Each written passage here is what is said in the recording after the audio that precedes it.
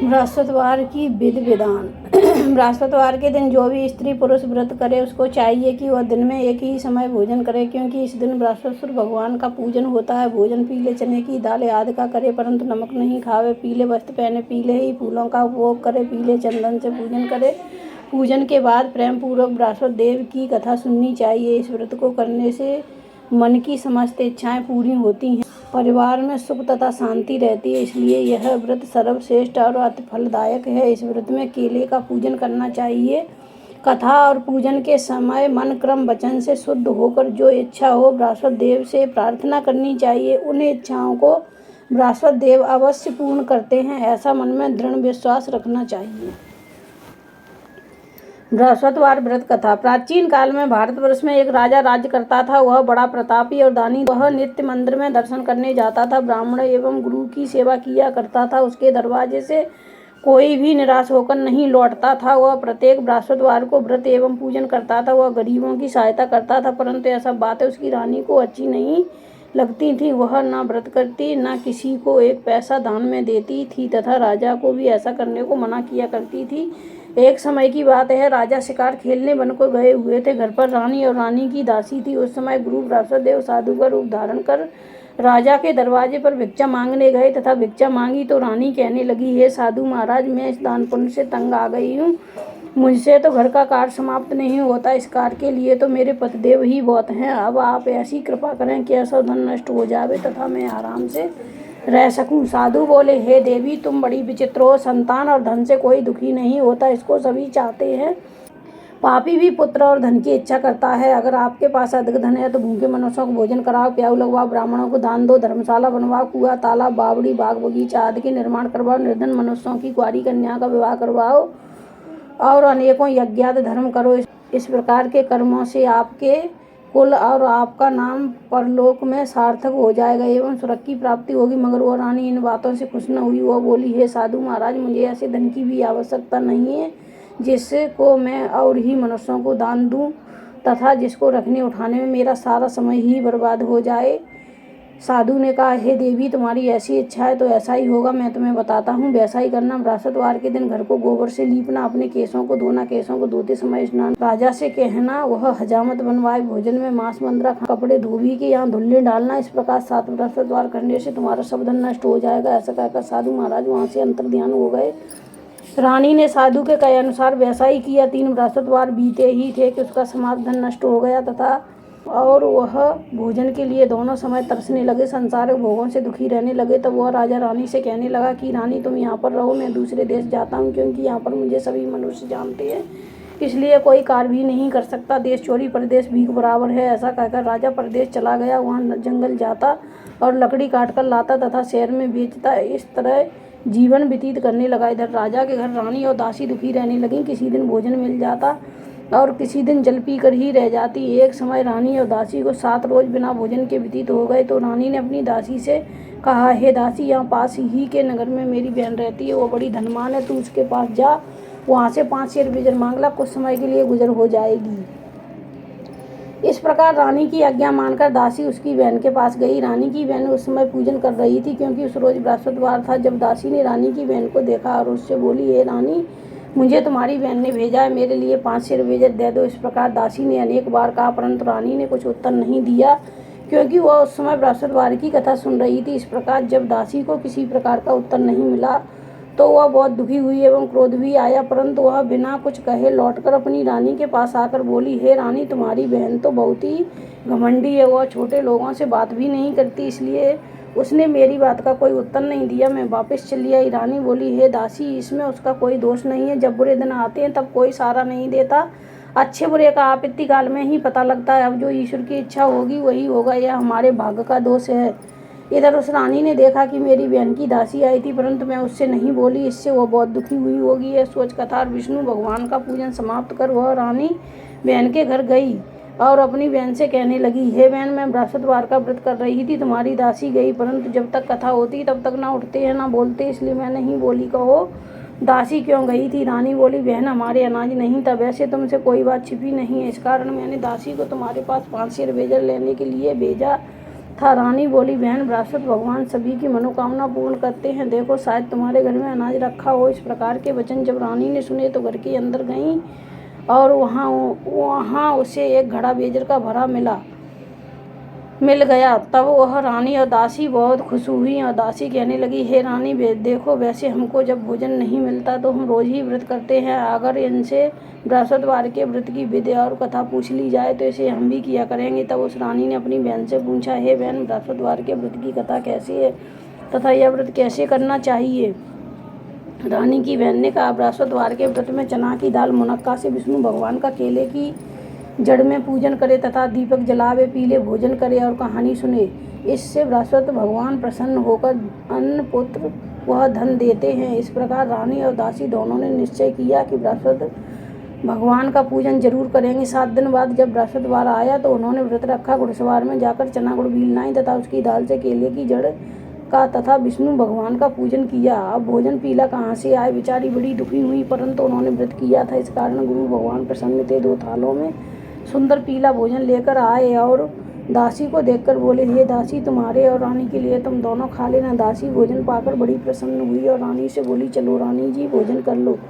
रानी को इस विषय में कुछ पता नहीं था, इसलिए वो दासी से बोली, तू ही भोजन कर, क्योंकि तू हमारे व्रत में हंसी उड़ाती है। दासी ने कहा, एक महात्मा हम दोनों को 2 थालों में भोजन दे गया, इसलिए हम और तुम साथ साथ भोजन करेंगे। इस प्रकार रानी और दासी दोनों ने गुरु भगवान को नमस्कार कर भोजन प्रारंभ किया तथा अब प्रत्येक बृहस्पतिवार को गुरु भगवान का व्रत और विष्णु भगवान का पूजन करने लगी। बृहस्पति भगवान की कृपा से फिर रानी और दासी के पास धन हो गया। रानी फिर उसी प्रकार आलस करने लगी। तब दासी बोली, रानी, तुम पहले इस प्रकार आलस करती थी, तुम्हें धन के रखने में कष्ट होता था, इस कारण सभी धन नष्ट हो गया। अब गुरु भगवान की कृपा से धन मिला है, फिर तुम्हें आलस होता है। बड़ी मुसीबतों के बाद हमने यह धन पाया है, इसलिए हमें दान पुण्य करना चाहिए तथा भूखे मनुष्यों को भोजन कराओ, प्याऊ लगवाओ, ब्राह्मणों को दान दो, तालाब बावड़ी याद का निर्माण कराओ, मंदिर पाठशाला बनवाकर दान दो, कुंवारी कन्याओं का विवाह करवाओ, धन को शुभ कर्मों में खर्च करो, जिससे तुम्हारे कुल का यश बढ़े तथा सुरक्षा की प्राप्ति हो। तब रानी ने इसी प्रकार कार्यक्रम करने प्रारंभ किए तो उनका यश फैलने लगा। एक दिन रानी और दासी विचार करने लगी, न जाने राजा किस प्रकार से होंगे, उनकी कोई खबर नहीं। उन्होंने गुरु भगवान से प्रार्थना की। भगवान ने रात्रि में राजा को सपने में कहा, हे राजा, उठ, तेरी रानी तुझको याद करती, अपने देश को चलो। राजा प्रातःकाल उठा और विचार करने लगा कि स्त्री जात खाने और पहनने की संगिनी होती है, परंतु भगवान की आज्ञा मानकर वह अपने नगर के लिए चलने को तैयार हुआ। इससे पूर्वक जब राजा परदेश चला गया तो परदेश में दुखी रहने लगा। प्रतिदिन जंगल से लकड़ी बीन कर लाता और उन्हें शहर में बेचकर अपने दुखी जीवन को बड़ी कठिनता से व्यतीत करता था। एक दिन राजा दुखी होकर अपनी पुरानी बातों को याद करके रोने लगा। तब उस जंगल में बृहस्पति देव साधु का रूप धारण कर आए और राजा के पास आकर बोले, हे लकड़हारे, तुम इस सुनसान जंगल में किस चिंता में बैठे हो, मुझको बतलाओ। यह सुन राजा के नेत्रों में जल भर आया और साधु को वंदना कर बोला, हे प्रभु, आप सब कुछ जानने वाले हो। इतना कहकर साधु को अपनी संपूर्ण कहानी बतला दी। साधु रूपी भगवान बोले, हे राजा, तुम्हारी स्त्री ने बृहस्पति देव का अपमान किया था, इस कारण तुम्हारी यह दशा हुई। अब तुम किसी प्रकार की चिंता मत करो, भगवान तुम्हें पहले से अधिक धनवान करेगा। देखो, तुम्हारी स्त्री ने भी गुरुवार का व्रत प्रारंभ कर दिया है और तुम मेरा कहा मानकर बृहस्पतिवार को व्रत करके चने की दाल गुड़ जल के लोटे में डालकर केले का पूजन करो और कथा का और सुनो, भगवान तुम्हारी सभी मनोकामनाओं को पूर्ण करेगा।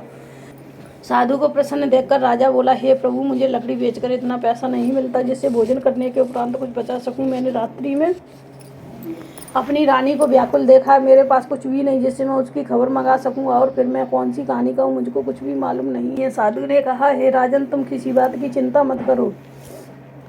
बृहस्पतिवार के दिन तुम रोजाना की तरह लकड़ियां लेकर शहर को जाओ, तुम्हें रोजाना से दुगना धन प्राप्त होगा, जिससे तुम भली प्रकार भोजन भी कर लोगे तथा बृहस्पति देव की पूजा का सामान भी आ जाएगा। बृहस्पति देव की कहानी निम्न प्रकार से है। बृहस्पति देव की कहानी। प्राचीन काल में एक ब्राह्मण रहता था, वह बहुत निर्धन था, उसके कोई संतान नहीं थी। उसकी स्त्री बहुत मलिनता के साथ रहती थी, स्नान न करती, न किसी देवता का पूजन करती, प्रातःकाल उठते ही प्रथम भोजन करती, बाद में कोई अन्य काम करती थी। इससे ब्राह्मण देवता बड़े दुखी थे, बेचारे बहुत कुछ करते किंतु उसका कोई परिणाम नहीं निकलता। भगवान की कृपा से ब्राह्मण की स्त्री के एक कन्या रूपी रत्न पैदा हुआ और कन्या अपने पिता गर्भवती होने लगी। वो बालिका प्रातः स्नान करके विष्णु भगवान का जप करती थी तथा बृहस्पतिवार को व्रत भी करती थी। अपने पूजन पाठ को समाप्त करके स्कूल जाती तो अपनी मुट्ठी में जौ भर के ले जाती और पाठशाला के मार्ग में डालती जाती। तब ये जो सोने के होते जाते लौटते समय उनको बीन कर घर ले आती थी। एक दिन वह बालिका सूप में सोने के जौ को पटक कर साफ कर रही थी।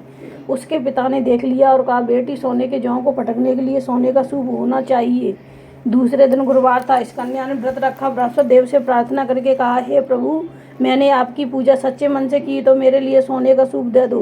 बृहस्पति देव ने उसकी प्रार्थना स्वीकार कर ली। रोजाना की तरह वो कन्या जौ फैलाती हुई जाने लगी। जब लौटकर जौ बीन रही थी तो बृहस्पति देव की कृपा से उसे सोने का सूप मिला और उसे घर ले आई। उससे जौ साफ करने लगी, परंतु उसकी माँ का वही ढंग रहा। एक दिन की बात है कि वह कन्या सोने के सूप में जौ साफ कर रही थी। उस समय उस शहर के राजा का पुत्र वहां होकर निकला। इस कन्या के रूप और काया को देखकर मोहित हो गया तथा अपने घर आकर भोजन जल त्याग कर उदासी ही लेट गया। राजा को जब इस बात का पता लगा तो अपने मंत्रियों के साथ उसके पास गए और बोले, हे बेटा, तुम्हें किस बात का कष्ट है? किसी ने अपमान किया अथवा कोई कारण हो तो कहो, मैं वही कार्य करूंगा जिससे तुम्हें प्रसन्नता हो। राजकुमार ने अपने पिता की बातें सुनी तो बोला, मुझे आपकी कृपा से किसी बात का दुख नहीं है, ना मेरा किसी ने अपमान किया है, परंतु मैं उस लड़की के साथ विवाह करना चाहता हूँ जो सोने के सूप में सोने के जौ को फटक कर साफ कर रही थी। यह सुन राजा आश्चर्य में पड़ा और बोला, हे बेटा, इस तरह की कन्या का पता तुम ही लगाओ, मैं तेरा विवाह उसके साथ अवश्य करवा दूंगा। राजकुमार ने उस लड़की के घर का पता बतलाया। तब मंत्री उस लड़की के घर गए और ब्राह्मण देवता को सभी हाल बतलाया। ब्राह्मण देवता राजकुमार के साथ अपनी कन्या का विवाह करने के लिए तैयार हो गए तथा विधि विधान के अनुसार ब्राह्मण की कन्या का विवाह राजकुमार के साथ हो गया। कन्या के घर से जाते ही पहले की भांति उस ब्राह्मण के घर में गरीबी का निवास हो गया। अब भोजन के लिए अन्न बड़ी मुश्किल से मिलता था। एक दिन दुखी होकर ब्राह्मण देवता अपनी पुत्री के पास गए। बेटी ने पिता की दुखी अवस्था को देखा और अपनी माँ का हाल पूछा। तब ब्राह्मण ने सभी हाल कहा। कन्या ने बहुत सा धन देकर अपने पिता को विदा कर दिया। इस तरह ब्राह्मण का कुछ समय सुखपूर्वक व्यतीत हुआ। कुछ दिन बाद फिर वही हाल हो गया। ब्राह्मण फिर अपनी कन्या के यहाँ गया तो सभी हाल का। लड़की बोली, हे पिताजी, आप माता जी को लिवा लाओ, मैं उन्हें विधि बता दूंगी जिससे तुम्हारी गरीबी दूर हो जाएगी। वो ब्राह्मण देवता अपनी स्त्री को साथ लेकर पहुंचे तो पुत्री अपनी माँ को समझाने लगी, हे माँ, तुम प्रातःकाल उठकर सर्वप्रथम प्रथम स्नान करके विष्णु भगवान का पूजन किया कर, सब दरिद्रता दूर हो जाएगी। परंतु उसकी माँ ने एक भी बात नहीं मानी और प्रातःकाल उठकर अपनी पुत्री के बच्चों की जूठन को उठाकर खा लिया। यह देखकर उसकी पुत्री को बहुत गुस्सा आया और रात को कोठरी से सभी सामान निकालकर उसमें अपनी माँ को बंद कर दिया। प्रातःकाल उसमें से निकाला, स्नान करा के पाठ कराया तो उसकी माँ की बुद्धि ठीक हो गई और फिर प्रत्येक बृहस्पतिवार को व्रत रखने लगी। इस व्रत के प्रभाव से उसकी माँ भी बहुत ही धनवान तथा पुत्रवती हो गई। वह बृहस्पति जी के प्रभाव से स्वर्ग को प्राप्त हुई तथा ब्राह्मण भी सुखपूर्वक इस लोक के सुख भोग कर स्वर्ग को प्राप्त हुए। इस तरह कहानी कहकर साधु देवता वहाँ से लोप हो गए। धीरे धीरे समय व्यतीत होने पर फिर बृहस्पतिवार का दिन आया। राजा जंगल से लकड़ी काटकर शहर में बेचने गया। उसे उस दिन से अधिक पैसा मिला। राजा ने चना गुड़ लाकर बृहस्पतिवार का व्रत किया। उस दिन से उसके सभी दुख दूर हो गए। परंतु जब दोबारा बृहस्पतिवार का दिन आया तो बृहस्पतिवार का व्रत करना भूल गया। इस कारण बृहस्पति भगवान नाराज हुए। उस दिन नगर के राजा ने विशाल यज्ञ का आयोजन किया तथा शहर में यह घोषणा करा दी कि कोई भी मनुष्य अपने घर भोजन न बनाए, न आग जलाए। समाप्त जनता मेरे यहाँ भोजन करने आए। जो इस यज्ञ को नहीं मानेगा उसके लिए फांसी की सजा दी जाएगी। इस तरह की घोषणा संपूर्ण नगर में करवा दी गई। राजा की आज्ञानुसार शहर के सभी लोग भोजन करने आए, लेकिन लकड़हारा कुछ देर से पहुंचा, इसलिए राजा उसको अपने साथ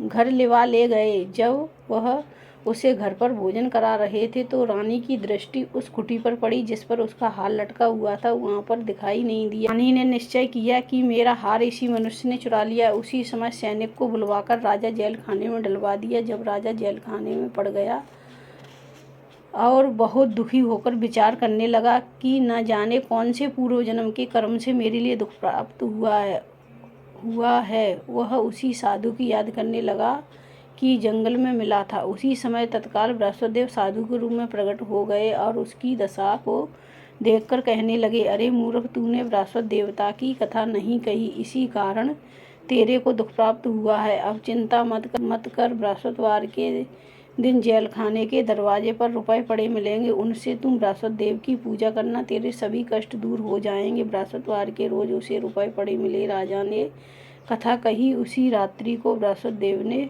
उस नगर के राजा को सपने में कहा, हे राजा, तुमने जिस आदमी को जेल खाने में बंद कर दिया है वह निर्दोष है, वह राजा है, उसे छोड़ देना। रानी का हार उसी खुटी पर लटका हुआ है। अगर तू ऐसा नहीं करेगा तो मैं तेरे राज्य को नष्ट कर दूंगा। इस तरह रात्रि के सपन को देखकर राजा प्रातःकाल उठा और खुटी पर हाथ देखकर लकड़हारे को बुलाकर क्षमा मांगी तथा राजा के योग्य सुंदर वस्त्र भूषण देकर विदा कर दिया। साधु की आज्ञा अनुसार राजा अपने नगर के लिए चल दिया। राजा नगर के निकट पहुंचा तो उसे बड़ा ही आश्चर्य हुआ। नगर में पहले से अधिक बाग, तालाब, कुआं तथा बहुत सी धर्मशाला बन गए हैं। राजा ने पूछा कि ये किसका बाग और धर्मशाला है। तब नगर के सब लोग कहने लगे, यह सब रानी के हैं। राजा को आश्चर्य हुआ और गुस्सा भी आया। जब रानी ने यह खबर सुनी कि राजा आ रहे हैं तो उसने दासी से कहा कि हे दासी, देख राजा हमको कितनी बुरी हालत में छोड़ गए थे। वह हमारी ऐसी हालत देखकर लौट न जाए, इसलिए तू दरवाजे पर खड़ी हो जा। रानी की आज्ञा मानकर दासी दरवाजे पर खड़ी हो गई। राजा आए तो उन्हें लिवा लाई। तब राजा ने क्रोध करके अपनी तलवार निकाली और पूछने लगे, यह बताओ कि यह धन तुम्हें कैसे प्राप्त हुआ है। तब उन्होंने कहा, हमें यह सब धन बृहस्पति देव के व्रत के प्रभाव से प्राप्त हुआ है। राजा ने निश्चय किया कि 7 रोज बाद सभी बृहस्पति देव का पूजन करते हैं, परंतु मैं रोजाना दिन में 3 बार कहानी कहा करूँगा, रोज व्रत किया करूँगा। अब हर समय राजा के दुपट्टे में चने की दाल बंधी रहती तथा वह दिन में 3 बार कहानी कहता। एक रोज राजा ने विचार किया कि चलो अपनी बहन के यहाँ हो आए। इस तरह निश्चय कर राजा घोड़े पर सवार हो अपनी बहन के यहाँ निकला। आगे मार्ग में उसने देखा कि कुछ आदमी मुर्दे को लिए जा रहे हैं। उन्हें रोककर राजा कहने लगा, अरे भाइयों, मेरी बृहस्पतिवार की कहानी सुन लो। वे बोले, हमारा आदमी मर गया है, उसको अपनी कथा की पड़ी है। परंतु कुछ आदमी बोले, अच्छा कहो, हम तुम्हारी कथा भी सुनेंगे। राजा ने दाल निकाली और कथा कहने लगा। जब कथा आधी हुई थी कि मुर्दा हिलने लगा। जब कथा समाप्त हो गई तो राम राम कहकर खड़ा हो गया। आगे मार्ग में उसे एक किसान खेत में हल चलाता मिला। राजा ने उसे देखा और उससे बोला, अरे भैया, तुम मेरी बृहस्पतिवार की कहानी सुन लो। किसान बोला, जब तक मैं तेरी कथा सुनूंगा तब तक चारा रहिया जोत न लूंगा। जा अपनी कथा किसी और को सुनाना। इस तरह राजा आगे चलने लगा। राजा के हटते ही बैल पछाड़ खाकर गिर गए तथा किसान के पेट में बहुत जोर से दर्द होने लगा। उस समय उसकी माँ रोटी लेकर आई। उसने जब यह देखा तो अपने पुत्र से हाल पूछा। बेटे ने सभी हाल कहा। बुढ़िया दौड़ी दौड़ी उस घुड़सवार के पास गई और उससे बोली, मैं तेरी कथा सुनूंगी, तू अपनी कथा मेरे खेत पर चलकर कहना। राजा ने बुढ़िया के खेत पर जाकर कथा कही, जिसके सुनते ही वह बैल खड़े हुए तथा किसान के पेट का दर्द बंद हो गया। राजा अपनी बहन के घर कुशल पूर्वक पहुंच गया। बहन ने भाई की खूब मेहमानी की। दूसरे रोज राजा प्रातःकाल जागा तो देखने लगा सब लोग भोजन कर रहे हैं। राजा ने अपनी बहन से कहा, ऐसा कोई मनुष्य है जिसने भोजन नहीं किया हो, वह मेरी बृहस्पतिवार की कथा सुन ले। बहन बोली, है भैया, यह देश ऐसा ही है। पहले यहाँ लोग भोजन करते हैं, बाद में अन्न काम करते हैं। अगर कोई पड़ोस में हो तो देख आऊं। वह ऐसा कहकर चली गई, परंतु उसे कोई ऐसा व्यक्ति नहीं मिला जिसने भोजन ना किया हो। अंत में वह एक कुम्हार के घर गई जिसका लड़का बीमार था। उसे मालूम हुआ उनके यहाँ 3 रोज से किसी ने भोजन नहीं किया है। रानी ने अपने भाई की कथा सुनने के लिए कुमार से कहा। कथा सुनने को तैयार हो गया। राजा ने उनके यहाँ जाकर बृहस्पतिवार की कथा कही, जिसको सुनकर उसका लड़का ठीक हो गया। अब तो राजा की प्रशंसा होने लगी। एक रोज राजा ने अपनी बहन से कहा कि हे बहन, हम अपने घर जाएंगे, तुम भी तैयार हो जाओ। राजा की बहन ने अपनी सास से पूछा। सास बोली, हाँ चली जा, परंतु अपने लड़कों को मत ले जाना, क्योंकि तेरे भाई के कोई औलाद नहीं होती है। बहन ने अपने भैया से कहा, हे भैया, मैं तो चलूँगी, परंतु कोई बालक नहीं जाएगा। राजा बोला, जब कोई बालक नहीं चलेगा तब तुम ही क्या करोगी चलकर। राजा बड़े दुखी मन से अपने नगर के लिए लौट आया। राजा ने अपनी रानी से कहा, हम निर्वंशी राजा हैं, हमारा मुख देखने का धर्म नहीं। इसी उदासी के कारण उसने कुछ भोजन भी नहीं किया। रानी बोली, हे स्वामी, हे बृहस्पति देव, हमें औलाद अवश्य देंगे। उसी रात को बृहस्पति देव ने राजा को सपने में कहा, हे राजा, उठ, सोच को त्याग दे। तेरी रानी गर्भ से है, 9वें महीने में उसके गर्भ से एक सुंदर पुत्र पैदा होगा। तब राजा बोला, हे रानी, स्त्री बिना भोजन के रह सकती है, बात कहे बिना नहीं रह सकती। जब मेरी बहन आए तो उससे कुछ मत कहना। जब राजा की बहन ने यह समाचार सुना तो बहुत खुश हुई तथा अपने भाई के यहाँ बधाई लेकर आई। तभी रानी ने कहा, घोड़ा चढ़ तो नहीं आई, गधा चढ़ी आई। राजा की बहन बोली, हे भाभी, मैं इस प्रकार न कहती तो तुम्हें संतान कैसे मिलती। बृहस्पति देव ऐसे ही हैं, जैसी जिसके मन में कामनाएं हैं वैसी सभी को पूर्ण करते हैं। जो श्रद्धा भावना पूर्वक कथा पढ़ता है अथवा एवं सुनता है और दूसरों को सुनाता है, बृहस्पति देव उसकी सभी मनोकामना पूर्ण करते हैं तथा उनकी सदैव रक्षा करते हैं। संसार में जो मनुष्य श्रद्धा भावना से गुरु भगवान का पूजन व्रत सच्चे हृदय से करते हैं तो उनकी सभी मनोकामनाएं पूर्ण होती हैं। जैसे सच्ची भावना से रानी और राजा ने उनकी कथा का गुणगान किया तो उनकी सभी इच्छाएं बृहस्पति देव जी ने पूर्ण की। इसलिए सबको कथा सुनने के बाद प्रसाद लेकर जाना चाहिए। हृदय से उनका नमन करते हुए जयकारा बोलना चाहिए। बोलो बृहस्पति देव की जय, बोल विष्णु भगवान की जय।